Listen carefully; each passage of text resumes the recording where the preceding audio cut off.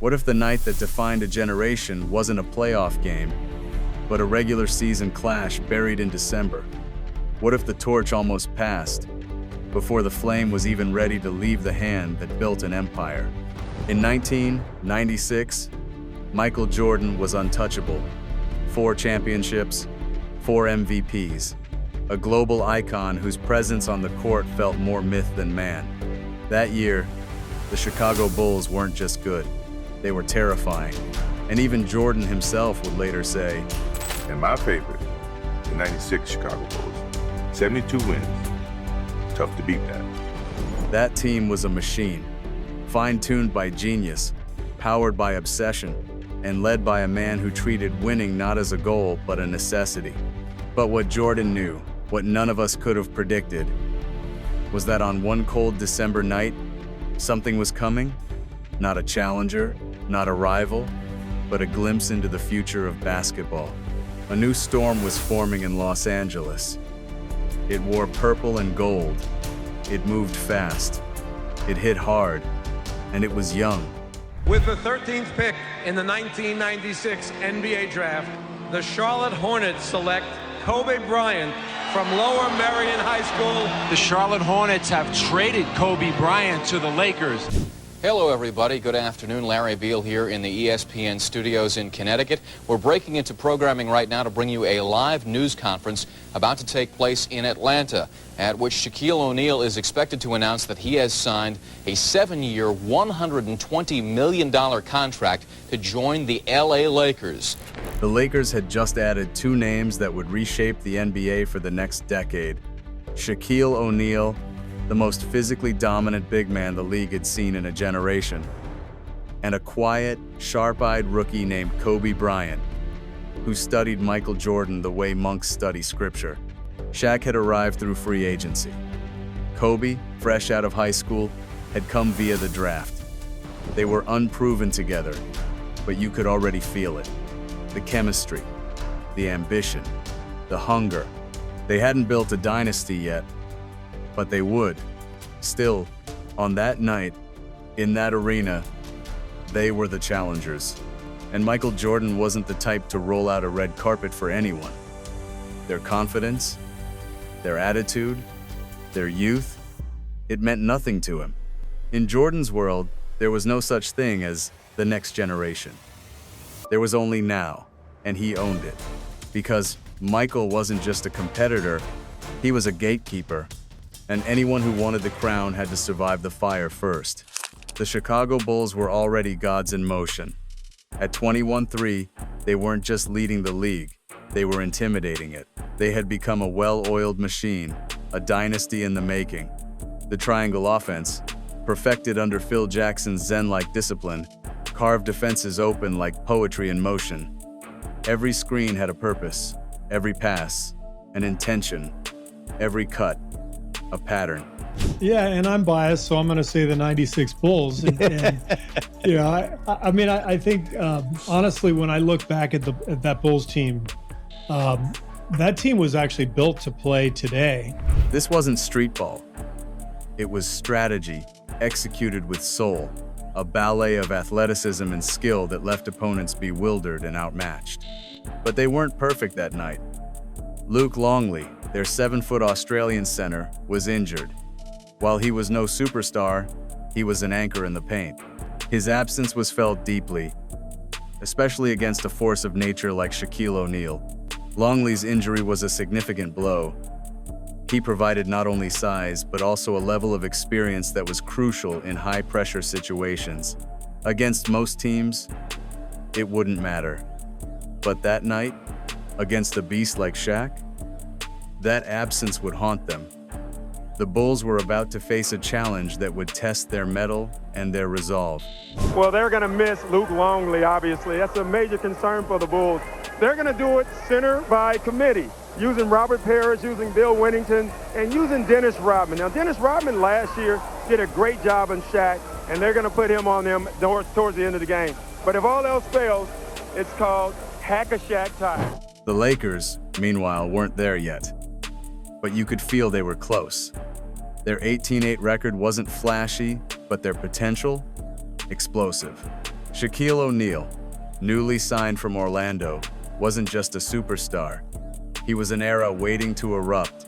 At 7'1" and 325 pounds, he moved like a guard, bullied like a giant, and had a smile that didn't hide his fury. Paired with a kid named Kobe who had yet to prove himself, the Lakers were like a cannon pointed at the horizon, fully loaded but waiting to fire.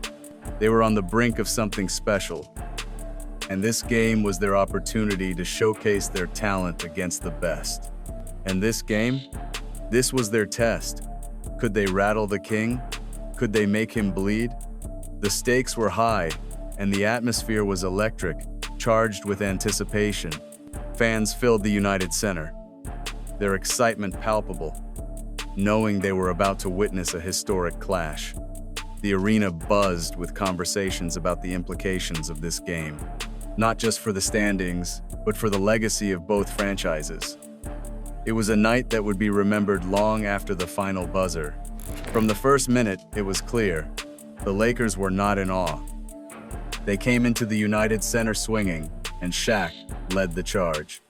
Without Longley to slow him, Shaquille O'Neal tore through the Bulls' front court like a wrecking ball through plywood. Post-ups became dunks. Help defense became fouls. Every time Chicago tried to double him, he split them or shoved them out of the way. His sheer physicality was overwhelming.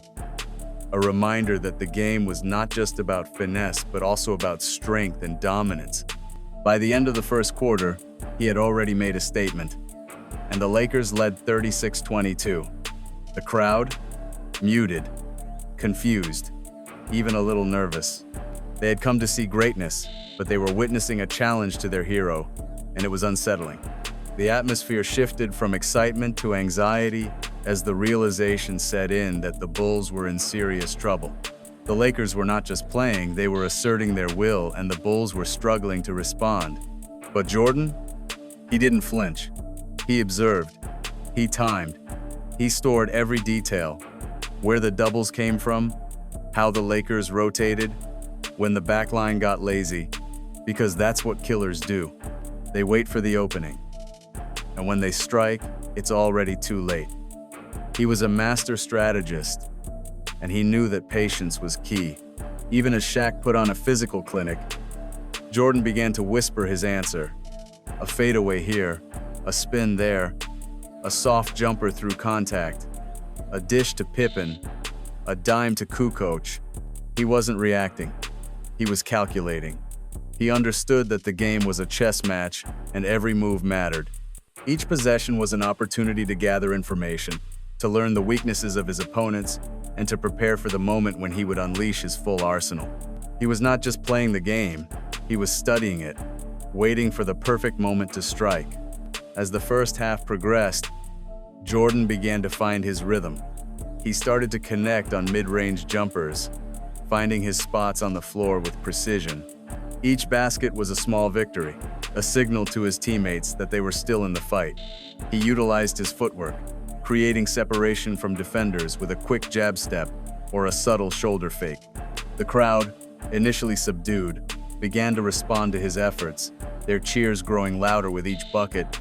Jordan's competitive spirit was contagious. It ignited a spark in his teammates, who began to feed off his energy. Scottie Pippen, ever the reliable sidekick, started to assert himself. He began to drive to the basket, drawing fouls and getting to the line. Tony Kukoc, with his unique blend of size and shooting touch, began to find open looks from beyond the arc. The Bulls were starting to regroup, slowly chipping away at the Lakers' lead, but the task ahead remained daunting. Bryant coming off a season's high 27 Friday against Houston, and he topped that Sunday with a 30-point effort against the Dallas Mavericks. There are basketball moments you can't script. When Kobe Bryant checked into the game, something surreal happened. It wasn't just any substitution. It was the exact same moment Michael Jordan re-entered the floor. They crossed paths, physically, metaphorically, and spiritually. The air crackled with energy as the two icons shared the court. Kobe, barely out of his teenage years, stepped onto the court with the same fire in his eyes that had defined Jordan a decade earlier. He wasn't just inspired by Mike. He was shaped by him. He studied his tapes like sacred scripture. He copied his footwork, his fadeaways, his demeanor. But now, it was real. No VHS. No highlight reel. Now, it was one-on-one. And Kobe made his move. First touch. A clean three-pointer from the right wing. No hesitation. No nerves. Just swagger. It was a statement shot. A declaration that he was ready for this moment. Ready to take on the challenge of the man he had idolized. The shot echoed through the arena. A signal that the young star was not intimidated by the presence of greatness. But Jordan saw it, and he smiled, because he knew what was coming next. He isolated on Kobe, took him to the corner, shimmied, drove, elevated, and slammed down a powerful dunk, chest pumping, landing with authority. It was a display of dominance, a reminder to the young star that he still ruled this court. The crowd erupted, caught in the spectacle of the moment, a visceral reminder of why they had come. The battle between them was electric. Kobe, determined to prove himself, began to attack Jordan with a series of quick, decisive moves. He utilized his speed and agility to create space, driving to the basket with a ferocity that belied his age. Jordan, however, was not just a spectator, he was a fierce competitor. He matched Kobe's intensity, contesting every shot, challenging every drive, reminding the young star that there were no free passes in the realm of greatness. As the game progressed, the two players exchanged baskets, each one feeding off the other's energy. Kobe hit a tough jumper over Jordan, and Jordan responded with a classic fadeaway, his signature shot that seemed to defy gravity. The crowd was on its feet, witnessing a duel that transcended mere competition. It was a clash of legacies, a moment that would be talked about for years to come. The tension mounted as the game wore on.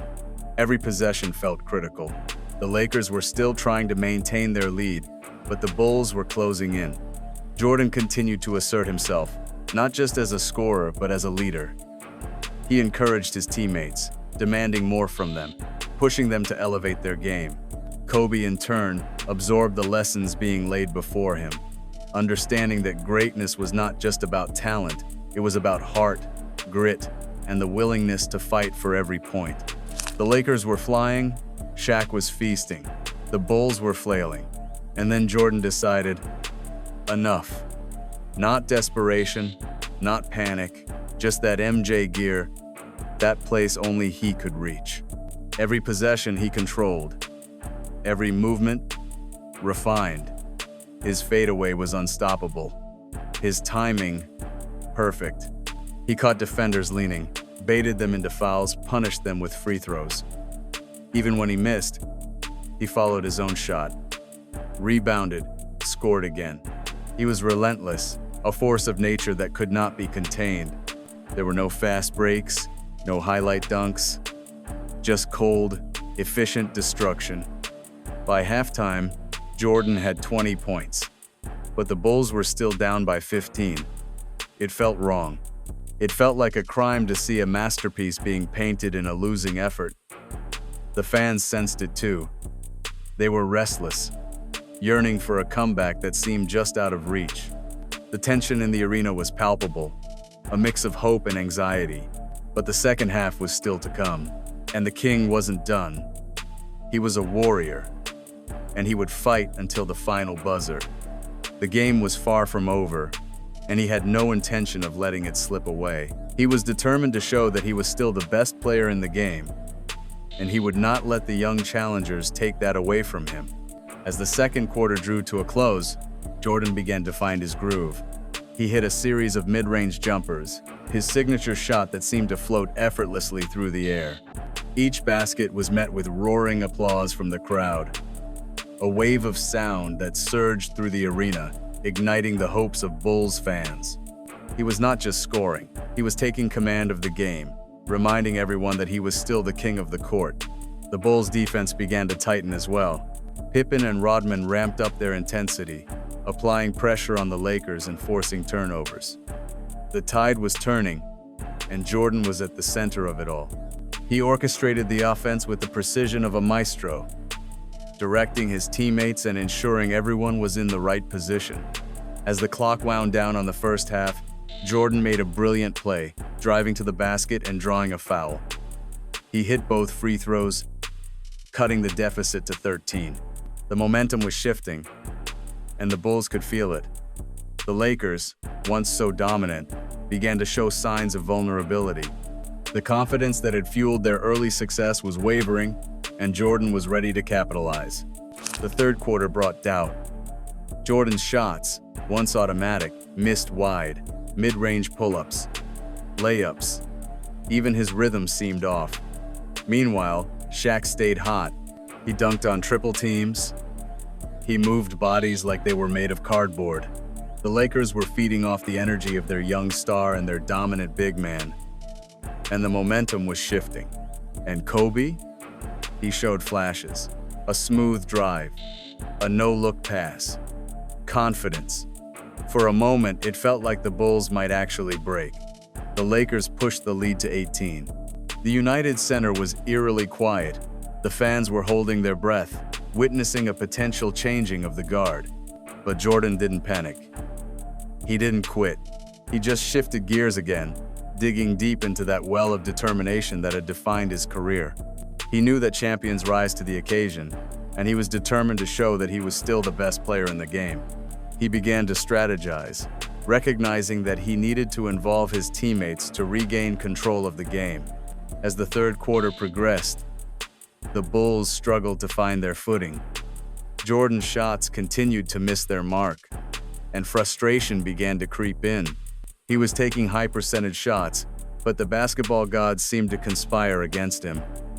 Each missed opportunity weighed heavily on his shoulders, but he refused to let it affect his mental state. He remained focused, determined to turn the tide. Meanwhile, Shaquille O'Neal was wreaking havoc on the boards, dominating the paint with his sheer size and strength. He was a force of nature, and the Bulls had no answer for him. Every time he touched the ball, it felt like a guaranteed bucket. He powered through defenders, finishing with authority and leaving the crowd in awe. The Lakers were riding high, and the Bulls were left scrambling to adjust. Jordan, sensing the urgency, began to push himself harder. He drove to the basket with reckless abandon, drawing fouls and getting to the line. He knew that if he could get to the charity stripe, he could start to chip away at the lead. His competitive fire burned brighter than ever, and he refused to let the game slip away. As the third quarter came to a close, the Bulls found themselves in a precarious position. The scoreboard reflected a daunting deficit, but the spirit of the team was not broken. Jordan rallied his teammates, urging them to dig deep and fight back. He reminded them that they were champions, that they had faced adversity before and emerged victorious. The fourth quarter loomed ahead, and the stage was set for a dramatic comeback. Something stirred in the shadows. Scottie Pippen, often the silent enforcer, began cutting, creating, hitting from deep. Tony Kukoc, slippery and lethal, caught fire beyond the arc. And Jordan? He facilitated. He pulled defenders into traps, then passed out of them with surgical precision. He baited Shaq into reaching. He drew fouls from Laker wings. He gave Kukoc space to operate. The Bulls stopped bleeding and started healing. Slowly, the scoreboard began to change. Not dramatically, not with fireworks, but with purposeful resistance. The energy in the United Center began to shift as hope ignited in the hearts of Bulls fans. And then it was close. The tension was palpable as the game hung in the balance. Every possession mattered. Every shot felt like a dagger, and every defensive stop was a victory. The Bulls were fighting back, and they could feel the momentum swinging in their favor. The crowd, once anxious, began to roar with every basket, every defensive stop, fueling the players' determination.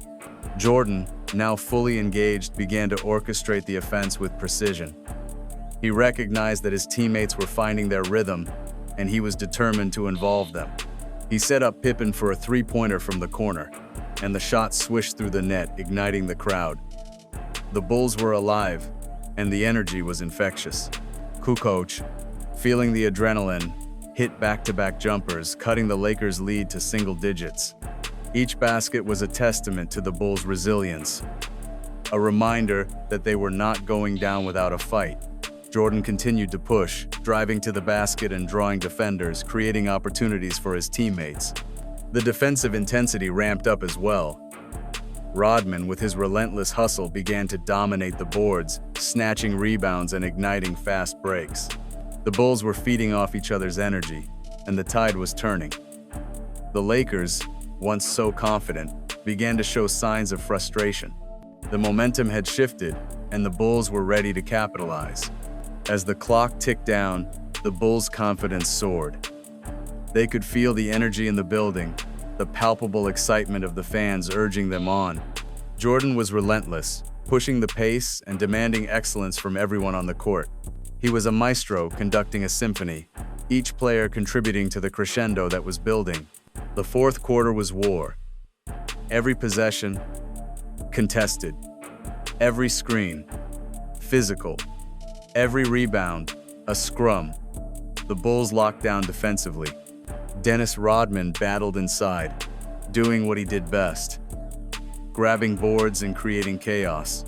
Jordan, exhausted but locked in, went to the line over and over again, his determination shining through his fatigue. The Lakers, stunned by the shift, began to freeze. They felt the pressure mounting as the Bulls clawed their way back into the game.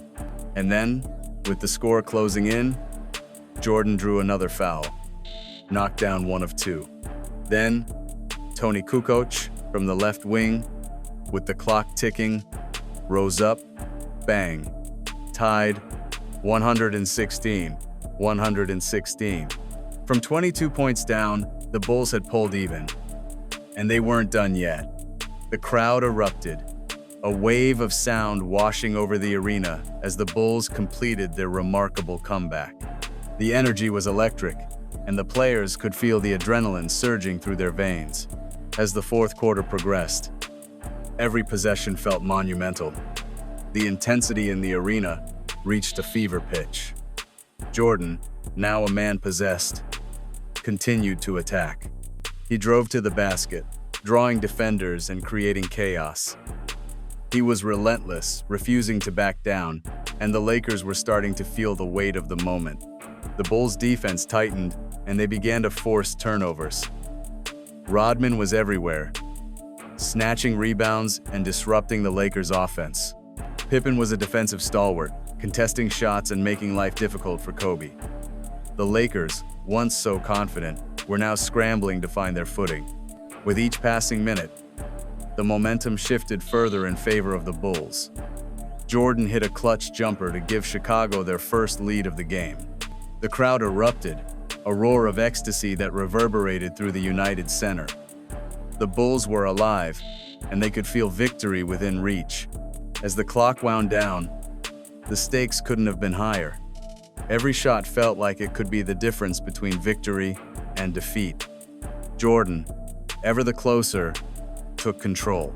He orchestrated the offense, finding Pippen for a crucial three-pointer that extended the lead. The Lakers were reeling, and the Bulls were relentless. Jordan entered overtime with the same look he had in every NBA Finals: calm, serious, focused. He knew that this was the moment that would define the night, and he was ready to seize it. On the first defensive possession, he baited Shaq with a fake stunt, forced a turnover. On offense, he found Kukoc again and again. The Croatian forward, now blazing, torched the Lakers with jumper after jumper. Shaq, pulled away from the rim, became a liability. The Lakers were beginning to falter under the pressure. The Bulls had flipped the script, and the momentum was firmly on their side. And then tempers flared.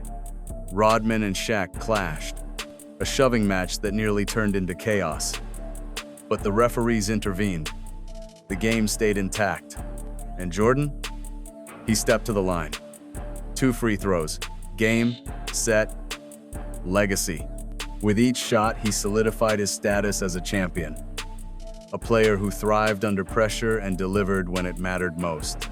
The crowd held its breath as the ball left his hands, each shot a testament to his greatness.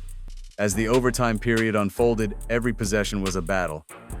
Both teams fought tooth and nail, but the Bulls seemed to have the upper hand. Jordan, with his unyielding resolve, continued to attack the basket, drawing fouls and creating opportunities for his teammates. The Lakers, desperate to regain control, began to commit fouls, and the Bulls capitalized at the free throw line. Kukoc, now feeling the rhythm, hit a critical jumper that pushed the lead further. The Bulls were in control, and the Lakers were struggling to respond. Kobe, still trying to assert himself, took a couple of ill-advised shots that missed their mark. The pressure was mounting, and the young star felt the weight of the moment. In the final minutes of overtime, Jordan's experience shone through. He played with a calm intensity, directing traffic and making sure his teammates were in the right positions. He was not just a scorer, he was a leader, guiding the Bulls through the chaos. The Lakers, once so dominant, were now on the ropes, and Jordan was ready to deliver the final blow. When the buzzer sounded, it wasn't just a win, it was a reminder, a 22-point comeback, an overtime triumph, a dismantling of the future before it was ready. Kobe? He took notes. Shaq? He learned where the gaps still were. The Lakers? They would rise, but not that night, because that night still belonged to Michael Jordan. 2 more rings would follow. One in 1997, one in 1998. Then, finally, he would walk away again, leaving behind a legacy that would inspire generations. But on that December night in 1996, he looked the future in the eyes and made it wait. This game wasn't merely a contest of skill. It was a testament to the relentless spirit of a champion. It was a night where legends clashed, and the echoes of their battle would resonate for years to come, shaping the narrative of basketball history. The rivalry between Jordan, Kobe, and Shaq would become the stuff of legends, a tale of ambition, determination, and the unyielding pursuit of greatness. As the final seconds ticked away, the significance of this encounter was clear. It was a moment that transcended the sport, a clash of titans that would forever be etched in the annals of basketball lore. The night the crown stayed in place was not just a victory for Jordan, it was a reminder to all that the king was still on his throne, unwavering and unyielding, ready to face whatever challenges lay ahead. In the days following that monumental game, discussions began to swirl. Analysts dissected every play, every shot, every moment that contributed to the Bulls' stunning comeback. The narrative of the game would be revisited countless times in the years to come. It became a defining moment for both franchises, a benchmark against which future encounters would be measured. For Michael Jordan, this game was more than just a win. It was a reaffirmation of his greatness. It solidified his status as a player who could not only withstand the pressures of the game but thrive in them. He had faced the future and emerged victorious, a testament to his work ethic, his mental fortitude, and his unparalleled skill. This performance would be added to his already illustrious resume, further cementing his legacy as one of the greatest to ever play the game. For Kobe, this game served as a crucible. He had faced his idol, and while he was on the losing end that night, the experience was invaluable. He learned firsthand what it meant to compete at the highest level, to go toe-to-toe with a legend. This is a fun game for me. Everybody's talking about Kobe Bryant and Michael Jordan. Oh, well, this is the matchup that everybody's been waiting to see. I learned a lot this game. A lot about how technically sound Michael was. Because it's one thing in watching him play, and then it's another thing in playing against him. He's now in a postgraduate course. Yeah, boy. Accelerated learning. It ignited a fire within him, a desire to not only match but surpass the greatness he had witnessed. This game would fuel his relentless pursuit of excellence, a driving force that would push him to become one of the most skilled and determined players in the history of the NBA. And for Shaquille O'Neal, it was a lesson in humility. He had dominated the game that night, showcasing his physical prowess and skills. Yet, Despite his individual success, the team had fallen short. It was a reminder that basketball is a team sport, and even the most dominant players can't win games alone. This experience would shape his approach moving forward, instilling in him the importance of teamwork and cohesion. I think the greatest player is Michael Jordan. As the season progressed, the implications of this game would be felt throughout the league. The Bulls would continue to assert their dominance, while the Lakers would learn from their mistakes, growing stronger with each game. The rivalry between these two teams would intensify, culminating in future battles that would further define the legacies of Jordan, Kobe, and Shaq. The rivalry between the Bulls and the Lakers would become one of the most storied in NBA history. Fans would eagerly await each matchup, knowing that they were witnessing more than just a game. They were witnessing a clash of eras, a battle between legends. The intensity of these encounters would be fueled by the personal stakes involved. Jordan's quest to maintain his throne, Kobe's ambition to take it, and Shaq's desire to dominate the league. In the years that followed, both players would achieve incredible success. Jordan would lead the Bulls to 3 more championships, solidifying his legacy as the greatest player of all time. Kobe would rise to prominence, eventually leading the Lakers to 5 championships and earning his own place among the legends of the game. Shaq would continue to be a dominant force, showcasing his unique blend of size and skill, and together with Kobe, they would form one of the most formidable duos in NBA history. As the decades rolled on, the memories of that December night in 1996 would remain vivid in the minds of basketball fans. It would be remembered as a turning point, a night when the old guard met the new generation, and the echoes of their battle would continue to inspire future players. The stories of that game would be told and retold, becoming part of the rich tapestry of basketball lore. In conclusion, the game played on the 17th of December, 1996, was more than just a regular season matchup. It was a pivotal moment in the history of the NBA. It encapsulated the essence of competition, the thrill of rivalry, and the relentless pursuit of greatness. As Michael Jordan stood tall against the rising stars of Kobe Bryant and Shaquille O'Neal, he not only defended his legacy, but also set the stage for the next generation of basketball. The night the king refused to fall became a symbol of resilience, determination, and the indomitable spirit of champions. It served as a reminder that greatness is not just about talent, it's about heart, grit, and the willingness to fight against all odds. As fans reflect on that historic game, they are reminded that in the world of sports, legends are born, rivalries are forged, and the legacy of greatness continues to inspire those who dare to dream. And so, as the years go by, the legacy of that night will endure, a testament to the power of competition and the lasting impact of those who dare to be great.